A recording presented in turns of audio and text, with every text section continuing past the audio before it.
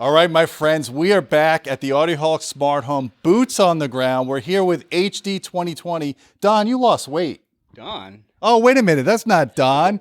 This is Matt Rose. Matt is the heavy hitter here at HD 2020. He does all the awesome installation stuff. He ran a lot of the wiring with his team over here.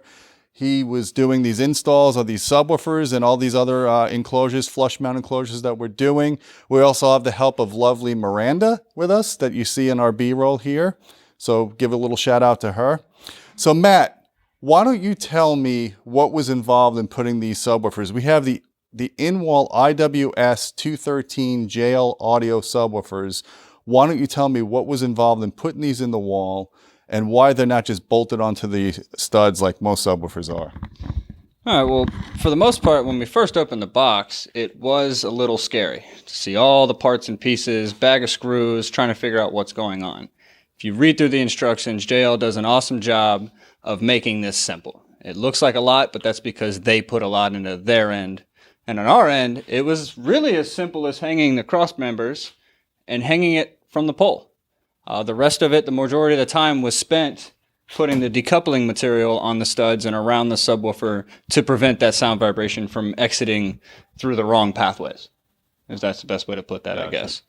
But yeah, once we put the cross members up, it's a few screws and some decoupling material, and from there, it's just hanging them up, and they're pretty loose in there until you screw the grills down. And they provide you a lot of screws from what I'm understanding, right? Yeah, there's probably 20 more screws than you need, but that's always better than running out halfway through the install, which we've seen. If you drop one, then what do? You've got extras with JL. Well, the really cool thing about these subs, like Matt was saying, if you look and you actually push on the sub, it's free floating in the wall here.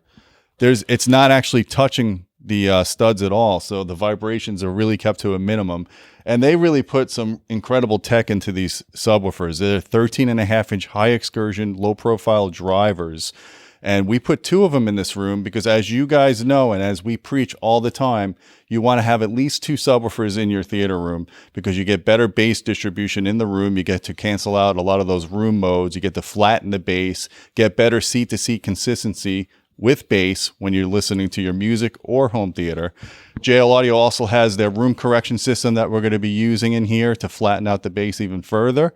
And like I said, there's one amplifier that controls both of these subs, and they claim these are equivalent to a Fathom, like a 13-inch driver box subwoofer. So I can't wait to measure the output here, feel the tactile bass in this room. And best of all, you don't get to see a big box in the room because at the end of the day, when the drywall's up, you're just going to see these grills. Yeah, just a square mesh grill that looks to match your in-ceiling speakers. It's paintable, so you can match it in and kind of blend it into the wall. It's kind of a nice feature. It's going to be really cool because we're going to have Paradigm towers in front, so you almost won't even see the grills at all. And we're going to have a full range system in this family room, and the aesthetics are still going to be preserved because we're just going to have nice towers. We're going to have a big display here, center channel underneath it, 6 in-ceiling surround speakers. We're going to have 5.2.4. So we're going to have plenty of coverage here in sound, and the aesthetics are going to be great. And Matt, I appreciate your work here, as well as Miranda, in getting these subwoofers installed. It's a 2-person job to get it in, but it was pretty easy from my understanding. Pretty simple. Much easier than the in-ceiling subwoofers. The in-ceilings took a little bit more concept, but we got there. So we got both kinds of in-wall products from JL Audio. We got the in-wall and the in-ceiling subwoofers. The in-walls are in the family room, and the in-ceilings are in the master bedroom. You can check out that video. We did an install video on that. And I hope you guys like this video. Tell me what subwoofers you're using in your system. Are you considering doing any in-wall subwoofers?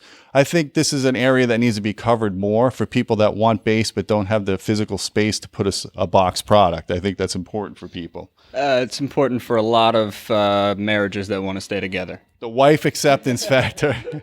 Well, guys, please share this video, thumb it up, like it. Don't forget about our Patreon channel at patreon.com/audioholics. We get a lot of unique content that we throw there that you don't see here. You also help support the channel so we can do more of these videos. And until next time, my friends, keep listening.